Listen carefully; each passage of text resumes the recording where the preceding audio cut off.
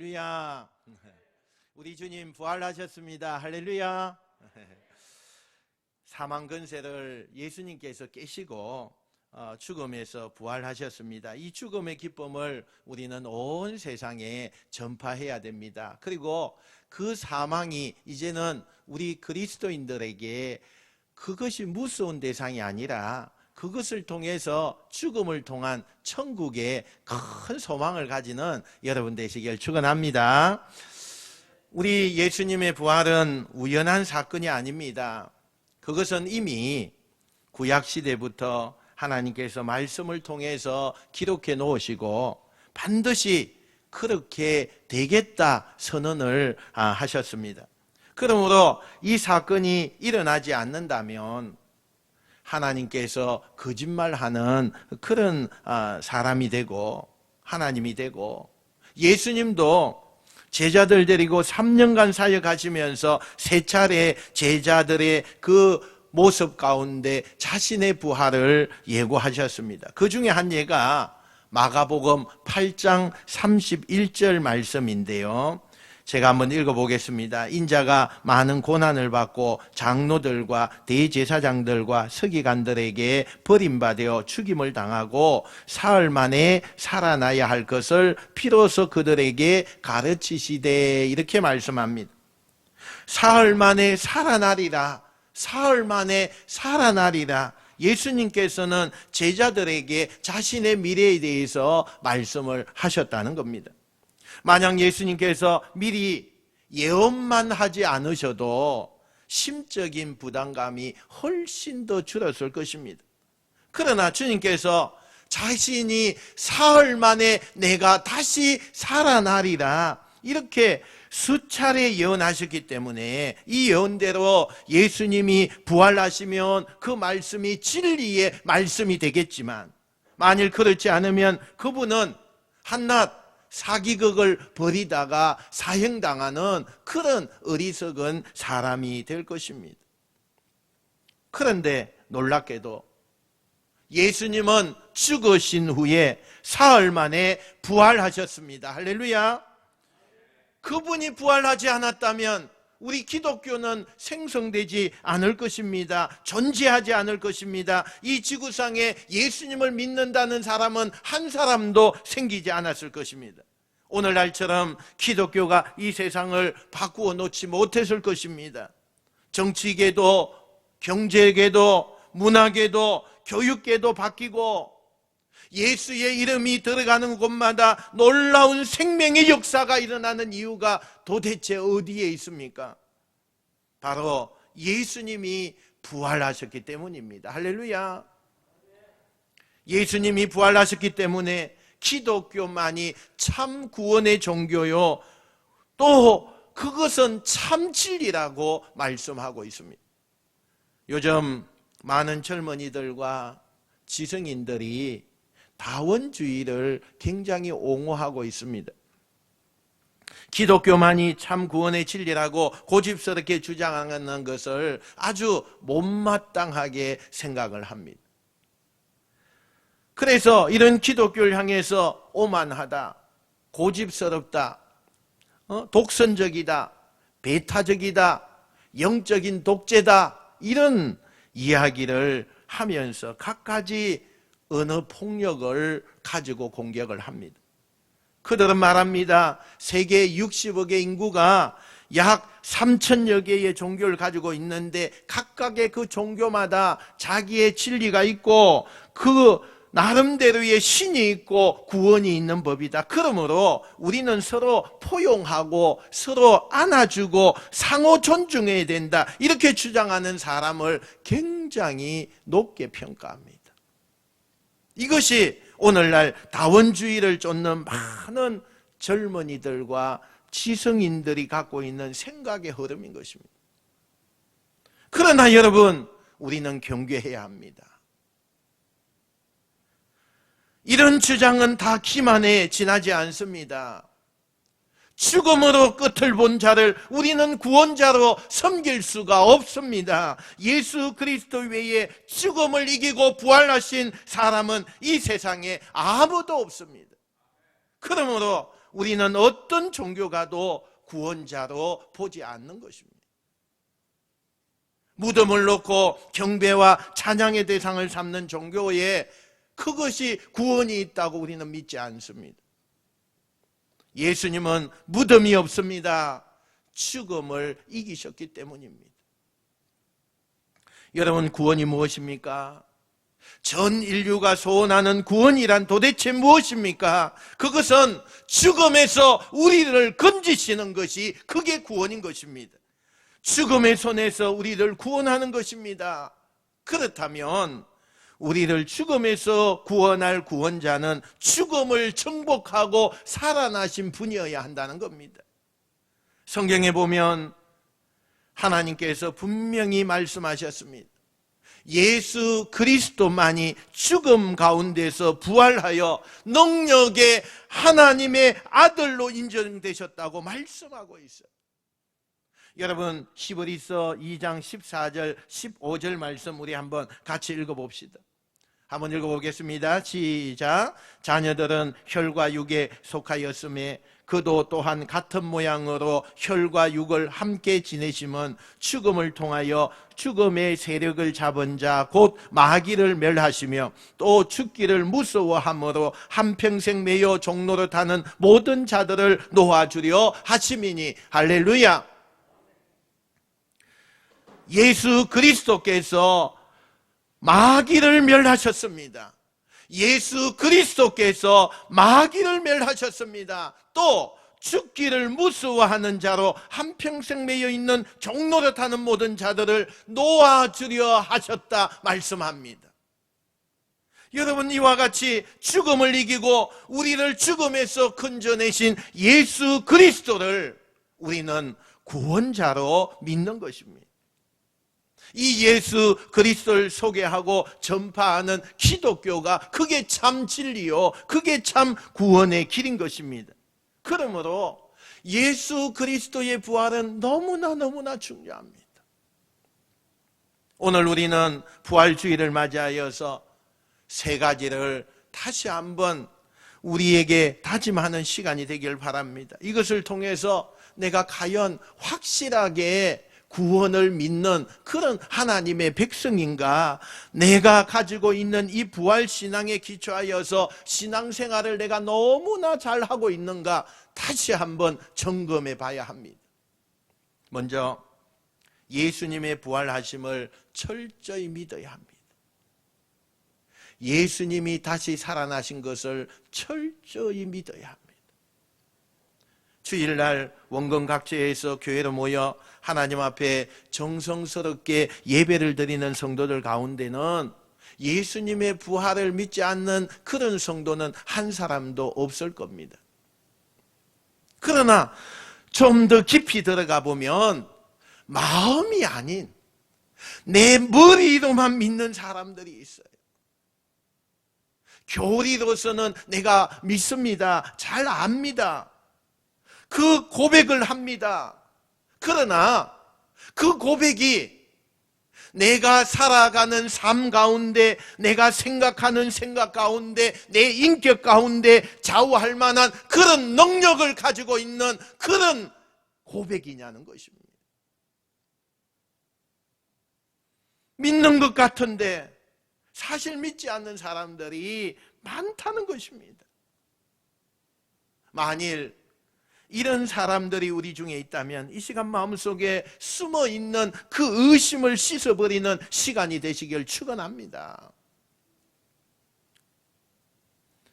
우리가 예수님의 그 부활하심을 철저히 믿기 위해서는 하나님의 말씀에 주목해 보셔야 합니다. 하나님의 말씀에는 예수님의 부활을 처음 목격하고 증인하는 사람들의 기록이 있습니다. 우리가 읽는 오늘 본문의 말씀만 봐도 놀라운 사실을 우리가 발견할 수 있습니다. 예수님이 죽으신 지 장사 지낸 지 사흘째 되던 날, 이른 아침에 무덤 앞에 일어난 사건이 마가복음 16장 이하에 기록이 되어져 있습니다. 그런데 여기에 등장하는 인물 가운데 예수님의 부활을 기대한 사람이 한 명도 제자들 가운데는 없습니다. 조금이라도 예수님의 부활을 믿은 사람이 한 사람도 없어요.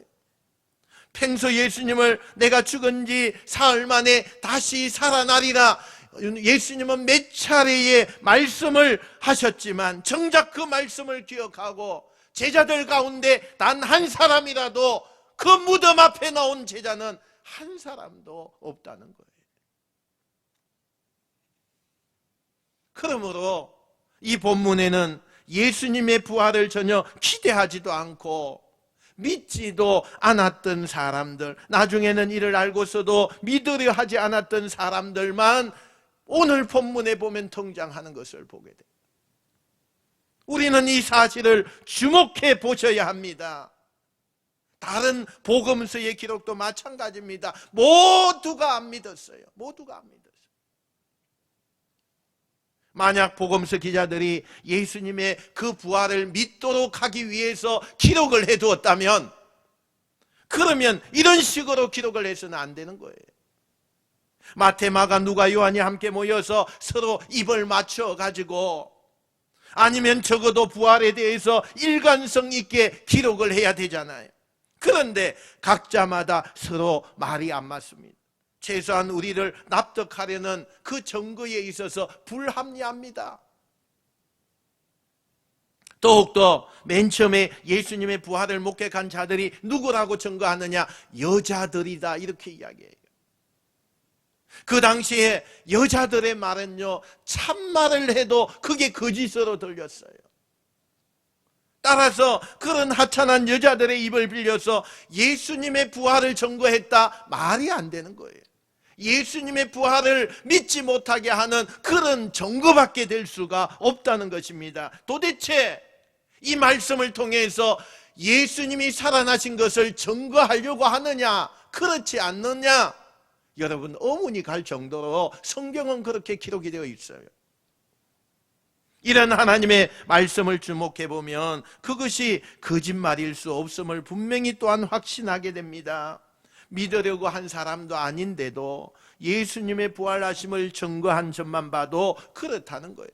11절에 보면은 여자들이 가서 예수님이 살아났다고 하자 그 말을 들은 사람은 안 믿었습니다. 13절에 엠마오로 가는 두 제자가 예수님을 만나고는 예루살렘으로 허겁지겁 돌아가서 예수님이 부활하셨다고 외치자 그 말을 들은 사람은 단 한 명도 믿지 않았습니다. 나중에 예수님이 11제자가 있는 방에 나타나셨을 때 제일 먼저 예수님이 뭐라고 하십니까? 책망하셨어요. 예수님의 부활 소식을 믿지 않았기 때문에 저희의 믿음 없는 것과 마음이 완악한 것을 꾸짖었다고 말씀합니다. 그러므로 우리 가운데 아직도 부활에 대해서 의문을 가지고 있는 분이 있다면, 회의적인 마음을 가지고 있다면, 여러분, 기독교는 기독교니까 그런 소리를 하지,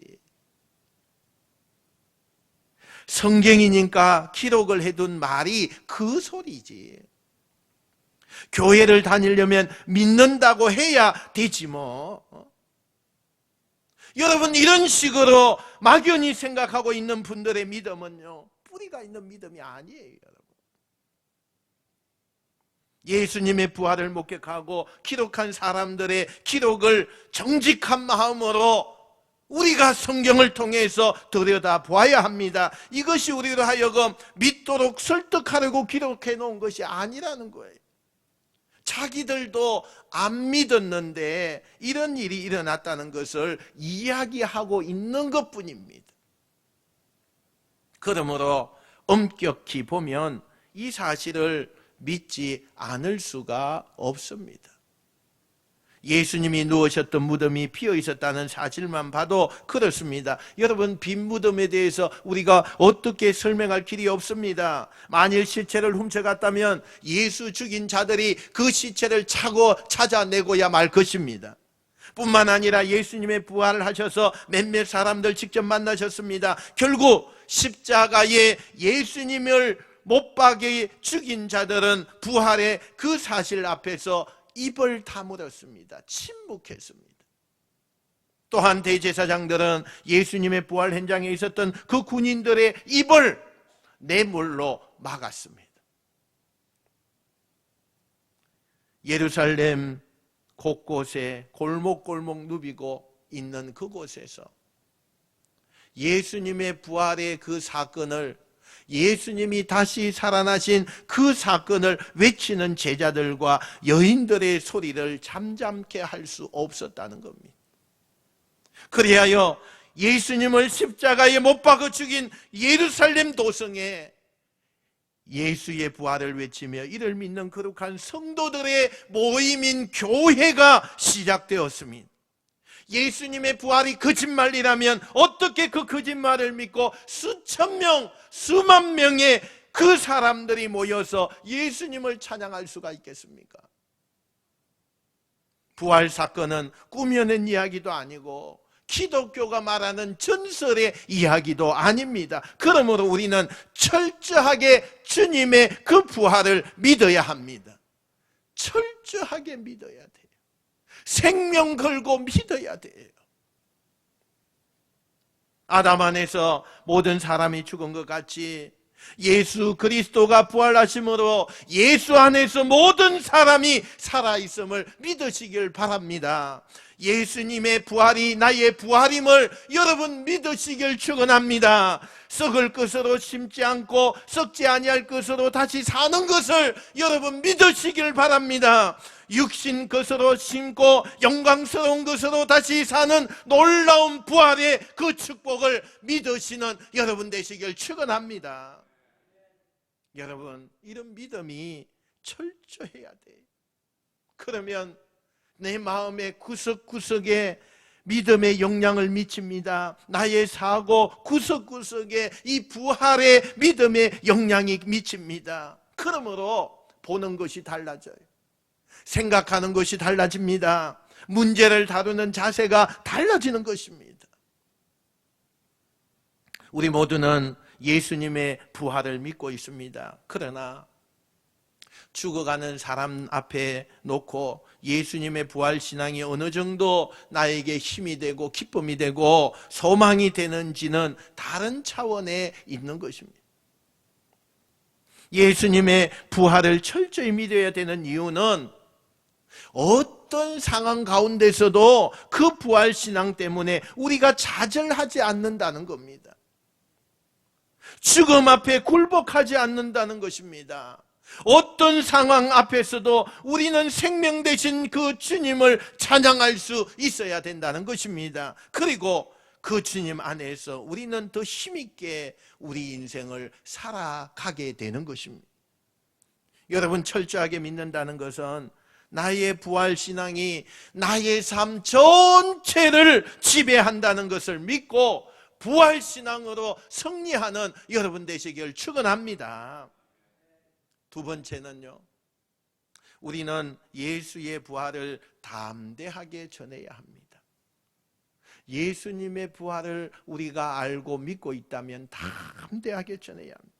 15절에 보면 예수님께서 제자들에게 명령하십니다. 또 이르시되 너희는 온 천하에 다니며 만민에게 복음을 전파하라. 할렐루야. 무엇이 복음입니까? 여기에서 복음이라는 것은 예수 그리스도가 죽음을 이기고 부활하셨다는 것입니다. 예수 부활하심으로 모든 인류가 부활할 수 있고 예수 부활함으로 모든 예수 믿는 자들이 영원히 살 수 있다는 것이 그게 복음인 것입니다. 그래서 빈 무덤을 본 자들은 남녀할 것 없이 예수님의 살아나심을 증거했습니다. 그리고 부활하신 예수님을 직접 만난 자들도 그 살아계신 예수님을 증거하지 않을 수가 없었습니다. 그리고 오순절 성령에 충만한 그리스도인들의 제자들은 직접 빈 무덤을 보지 못했습니다. 살아계신 예수님을 보지 못했습니다. 그러나 예수 그리스도가 죽음에서 부활하셨다고 소리치고 외쳤습니다. 우리도 마찬가지입니다.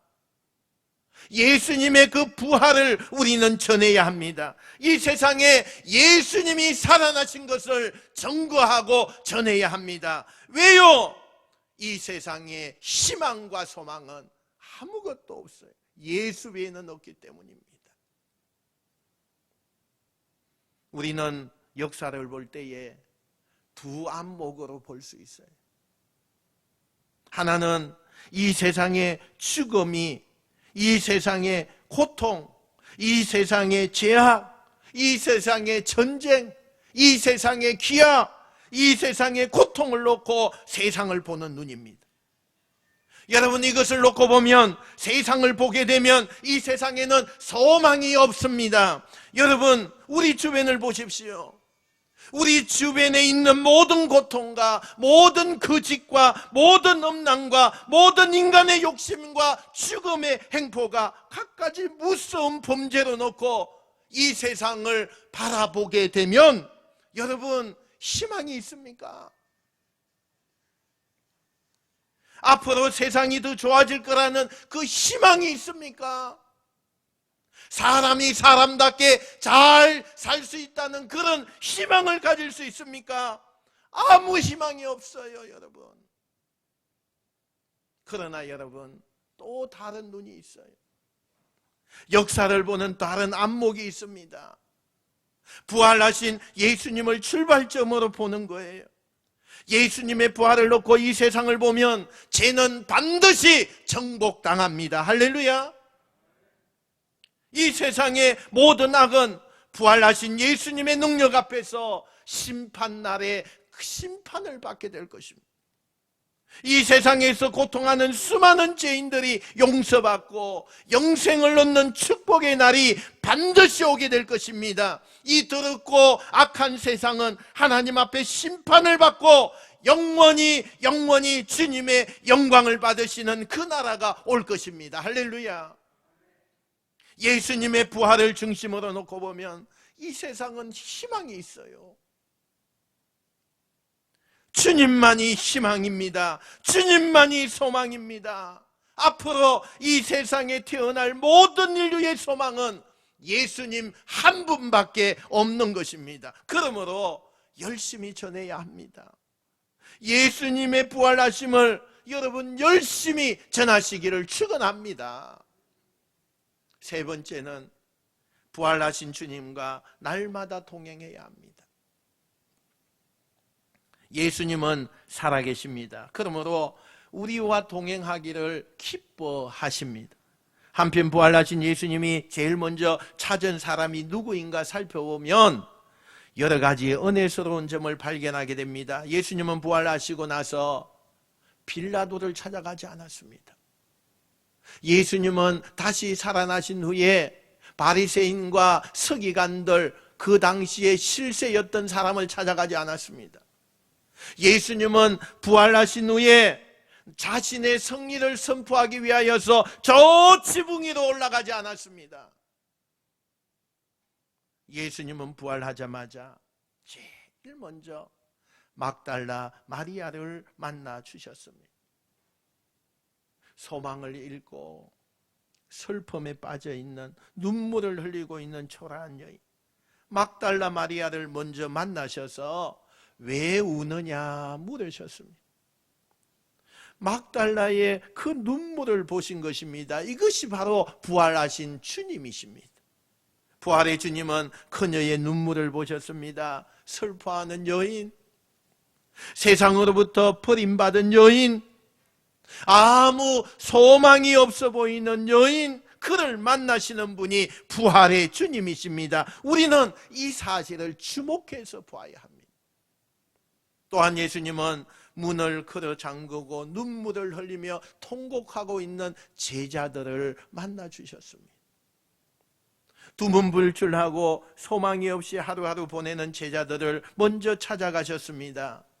예수님을 3번씩이나 모른다고 부인하고 큰 소리 쳤던, 마음의 가책을 이기지 못해서 번민하면서 갈릴리 바다로 도망쳐 있었던 그 베드로를 찾아주셨습니다. 그리고 그를 일으켜 주셨습니다.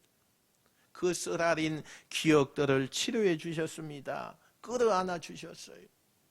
바로 이분이 예수님입니다.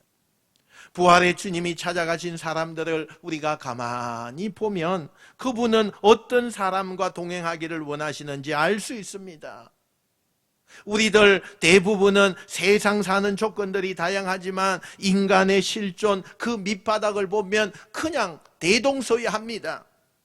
우리는 막달라 마리아처럼 눈물이 있는 사람들입니다. 인생의 좌절을 맛본 사람입니다. 인생의 무거운 시련 앞에 고통을 당하고 있는 사람들입니다. 내 힘으로 일어설 힘이 없어서 주저앉을 때가 많은 그런 사람입니다.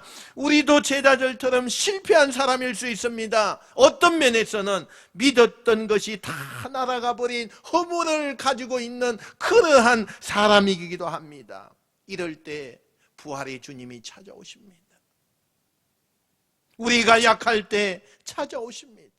우리가 실패했을 때 찾아오십니다. 혼자 주저앉아 있을 때 주님이 와 계십니다. 이분이 부활의 주님인 것입니다. 물론 예수님이 부활하신 직후에는 예수님을 만나고 동행하는 것이 쉬웠습니다. 왜냐하면 우리의 눈으로 볼 수 있는 분이었기 때문입니다. 손에는 못자국이 있고 옆구리에는 창자국이 있는, 제자들과 함께 음식도 나누고 귀에 들리는 소리로 서로 대화할 수도 있는 그런 주님이었습니다. 그러나 지금은 그런 주님이 아닙니다.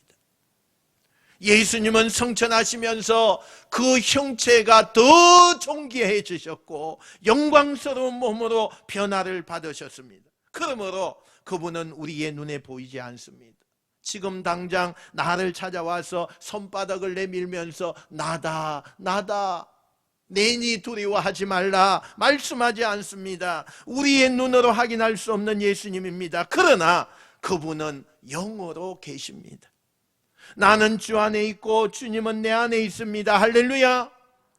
어디 있으나 주님은 우리와 동행하십니다. 우리는 주님과 한 시간도 떨어져 있을 수가 없는 것입니다. 그분은 살아계셔서 오늘도 이 우주를 충만케 채우시는 만유의 주가 되십니다.